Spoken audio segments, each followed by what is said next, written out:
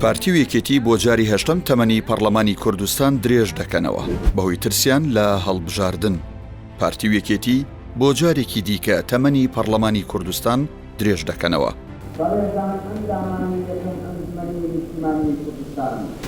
لە یەکەمین هەڵبژاردنی پەرلەمانی کوردستان پارتی و یەکێتی لە ١٨٧ دەنگی دەنگدەرانیان بەدەستێنا، بەڵام لە دوایین هەڵبژاردنی پەرلەمانی عێراق کە لە ساڵی 2021 بەڕێوەچوو هەردوو حیزبەکە لە 123 دەنگی دەنگدەرانیان بەدەستهێناوە، واتە بەڕێژەی لە 164 دەنگەکانیان بەراورد بە یەکەمین هەڵبژاردن کەمی کردووە. لە ماوەی چەند ڕۆژی ڕابردوودا هەریەک لە فراکسیۆنەکانی پارتی و یەکێتی و بەشێک لە گۆڕان پێشنیازە یاسایەکیان بۆ درێژکردنەوەی تەمەنی خولی پێنجەمی پەرلەمانی کوردستان پێشکەش کردووە. پرۆسەی چاکسازی لە سیستمی سیاسی و ئابووری و درێژکردنەوەی تەمەنی پەرلەمان لە کاتێکدایە خەڵکی کوردستان چاوەڕێ بوون بەهۆی خراپی ئەدای حکوومەت و پەرلەمان هەڵبژاردنی پێشوەختە بەڕێوە بچێت. شارەزایانی یاسایی دەڵێن درێژکردنەوەی تەمەنی پەرلەمان لەلایەن لایەنە بەشداربووەکانی حکوومەت هیچ پاساوێکی یاسایی و دارایی نییە، بە جۆرێک هیچ دەقێکی یاسایی نییە پاڵپشتی درێژکردنەوەی تەمەنی پەرلەمان بکات.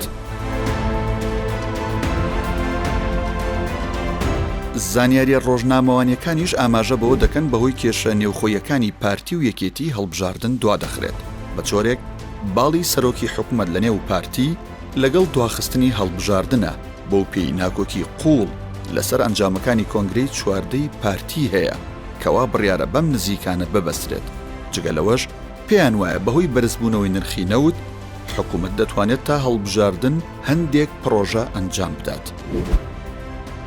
یەکێتیش بەهۆی خراپی دۆخی نێوخۆییەوە هەر لە سەرەتاوە لەگەڵ دواخستنی هەڵبژاردن بووە.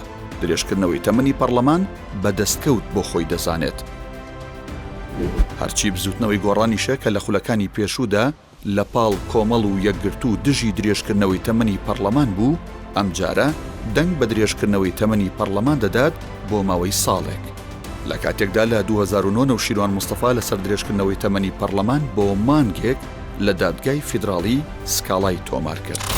پارتی و یەکێتی لە ماوەی 30 ساڵی ڕابردوودا 7 جار تەمەنی پەرلەمانی کوردستانیان درێژ کردوتەوە، بەم نزیکانش بۆ جاری هەشتم تەمەنی درێژ دەکەنەوە. ئەمە ژوای کردووە هیچ هەڵبژاردنێک لە کاتی خۆیدا ئەنجام نەدرێت. لە خولی یەکەمی پەرلەمانی کوردستان لە نێوان ساڵانی 92 تا 2005 تەمەنی پەرلەمان 4 جار درێژ کراوەتەوە. یەکەم جار لە 27 پێنجی 95 لە سەردەمی شەڕی ناوخۆ تەمەنی پەرلەمانی کوردستان بۆ ماوەی ساڵێک درێژ کرایەوە.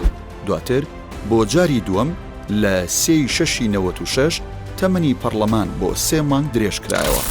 دوای ڕووداوەکانی سیوێکی ئابی ساڵی 96 و هێنانی بەعس بۆ هەولێر لەلایەن پارتیەوە، پەرلەمان بۆ جاری سێم لە 3/9/96 تەمەنی خۆی بۆ ماوەی 2 ساڵ درێژ کردەوە. جاری چوارەمیش پەرلەمانی کوردستان لە 15/4 ساڵی 98 تا هەڵبژاردنی 2005 تەمەنی خۆی درێژ کردەوە.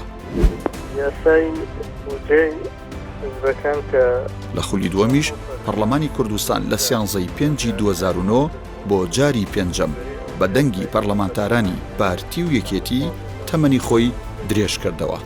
هەروەها بۆ جاری شەشەم پارتی و یەکێتی لە خولی سێمدا و لە 30/6/2013 تەمەنی پەرلەمانیان بۆ 3 مانگ و تەمەنی سەرۆکی هەرێمی کوردستانیشان بۆ ماوەی 2 ساڵ درێژ کردەوە. ئەو کاتە لایەنەکانی ئۆپۆزیسیۆن کۆمەڵ یەکگرتو و گۆڕان بە توندی دژی پرۆسەکە وەستانەوە و بە کودەتای 30 حوزەیرانیان ناوبرد. لە خولی چوارەمیش پارتی و یەکێتی بەردەوام بوون لەسەر کللتوری درێژکردنەوە سەرڕای ناڕزایەتی کۆمەڵ و گۆڕان و یەکگرتو لە 24 دەی 2017 بۆ جاری حوتەم تەمەنی پەرلەمانی کوردستانیان بۆ ساڵێک درێژ کردەوە. لە ئێستاشدا هەریەک لە لایەنەکانی پارتی و یەکێتی و گۆڕان دەیانەوێت بۆ جاری هەشتم تەمەنی پەرلەمان بۆ ماوەی ساڵێک درێژ بکەنەوە. پارتی و یەکێتی سەرڕای ئەوەی چەک و پارەیان لە بەردەستە، بەڵام بەهۆی زیاتر دابەزینی دەنگەکانیان و لەقبوونی کورسیەکانیان ترسیان لێنیشتووە و جارێکی دیکە هەڵبژاردن دوا دەخەن. وەکو فراکسیۆنی کۆمەڵی دادگەری لەگەڵ درێژکردنەوەی تەمەنی پەرلەمانین بە هیچ شێوەیەکی هەرچی کۆمەڵی دادگەریشە هاوشەوەی خولەکانی پێشوو دەنگ نادات بە درێژکردنەوەی تەمەنی پەرلەمان و دژی دەوەستێتەوە. پێشوازیش لە ئەنجامدانی هەڵبژاردن لە کاتی خۆی دادەکات.